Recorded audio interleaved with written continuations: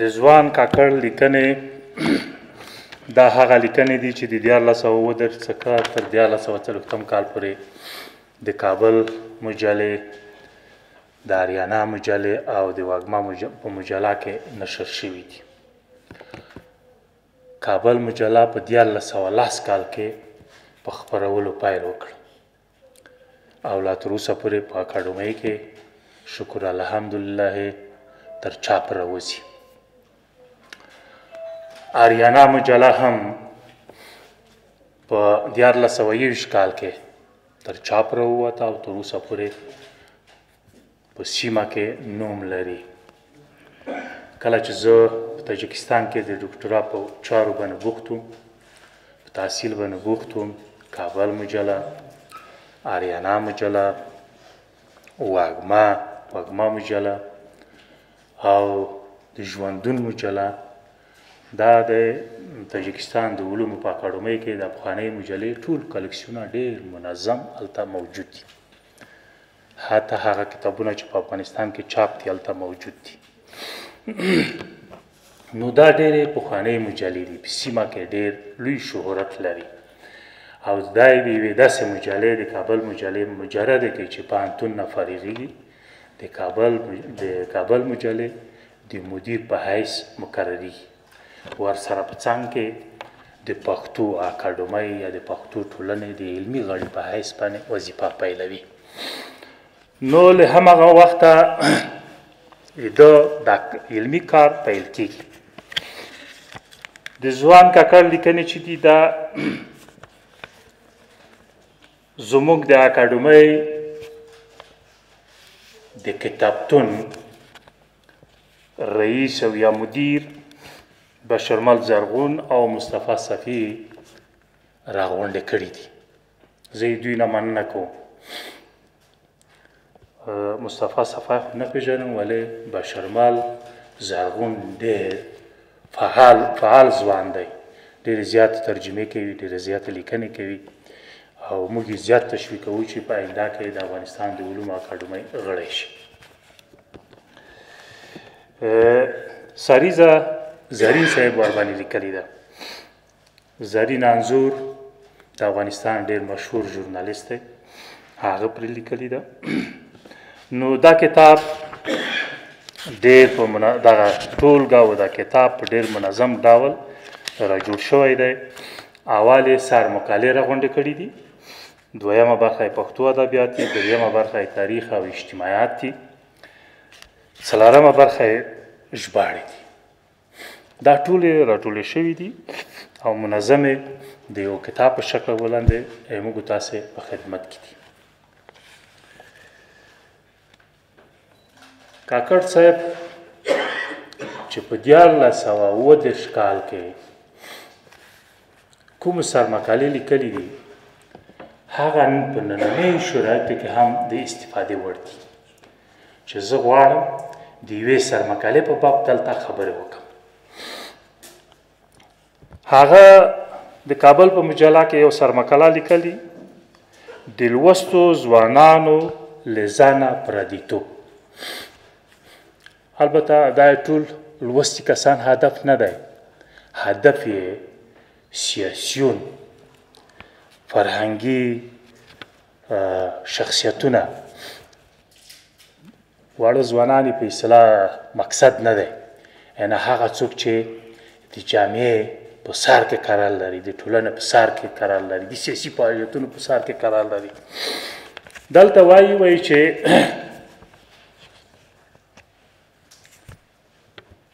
دغه خلک سخت له خارجیانو سره د ښو اړیکو لیواله دي، چې نن موږ هم لیواله یو. موږ لپاره روس، موږ لپاره امریکا، موږ لپاره چین، موږ لپاره ایران، موږ لپاره پاکستان او داسې نور هیوادونه. دا زموږ د لوستو لپاره په اصطلاح قبله ده. خپل ټول ژوند په دغه هیوادونو پورې تړي، پر خپلو ارزښتونو، پر خپل تاریخ، پر خپل ملت باندې اتکا نه کوي. په هیواد کې د بدلونونو راوستل قرباني غواړي. هڅه نه کېږي دا نورو هېوادونو دا قربانۍ ورکړي دي، ځوانانو یې مشرانو یې دا قربانۍ ورکړي دي چې هلته اوس ډېرې هوسا ټولنې مترقي ټولنې په وجود راغلي دي، پرمختللي ټولنې په وجود راغلي دي. نو خبره دا ده چې دی وایي چې سخت له خارجیانو سره د ښو اړیکو لیواله یو، خو زموږ کوم چې له اطرافو راشي په خبرو مو زړونه ورسره تنګېږي. دی هلته د نورستانیانو، د پامیریانو او د شغنانیانو او د اطرافو د خلکو مثال راوړي چې هغوی چې دلته راشي مرکز کې مونږ حتی زموږ زړه خبره هم نه ورسره مني، په دې عقیده وي چې دا وروسته پاتې خلک دي، نه پوهېږي، بې فرهنګه دي، عادي و دا دي. په داسې حال کې چا باید وروزل شي، یې سره موږ باید ښې اړیکې ولرو. یا دا چې دی وایي په دې هغه سر مقاله کې وایي چې خارجي ژبې په مینه زده کوو، خارجي ژبې په مینه زده کوو، خو خپلې ملي ژبې او محلي ژبې نه زده کوو، له هغې سره مینه نه لرو.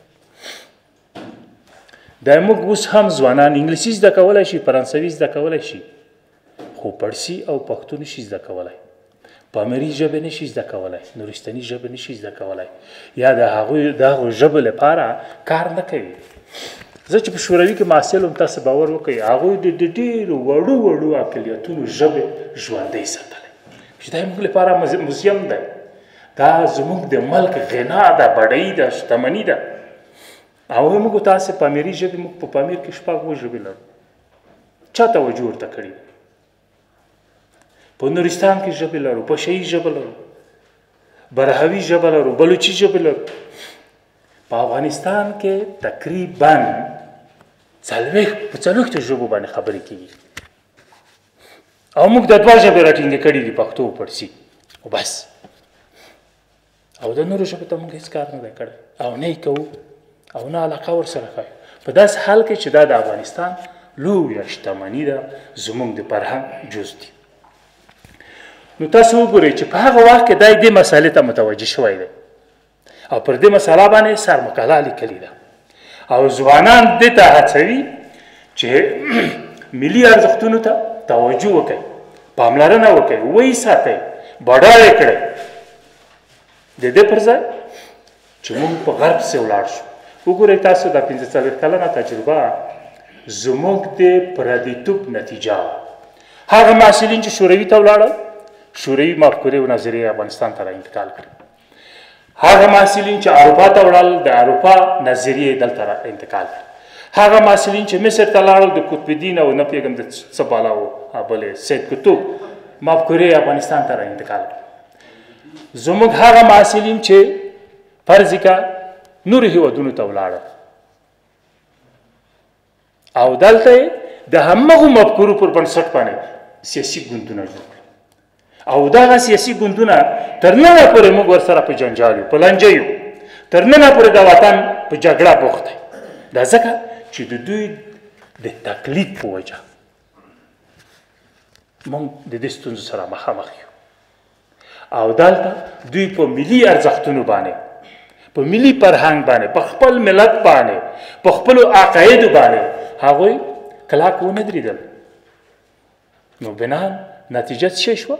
45 کلن بحران تر چې درته اوسه پورې دوام لري، او یا خدای ښه پوهېږي چې نوره به څومره دوام وکړي. او موږ په اصطلاح د نړۍ د جګړو، د رقابت او د توطیو مرکز ګرځېدلي. دلیل یې دا دی چې موږ خپل ملي ارزښتونه، خپل ملي او اسلامي مفکورې تر پښو لاندې کړي دي. دا مو ژوندی نه دي ساتلي، دا مو نه دي پاللي، او د ملي او اسلامي مفکورو پر بنسټ مو ځوانان نه دي روزلي.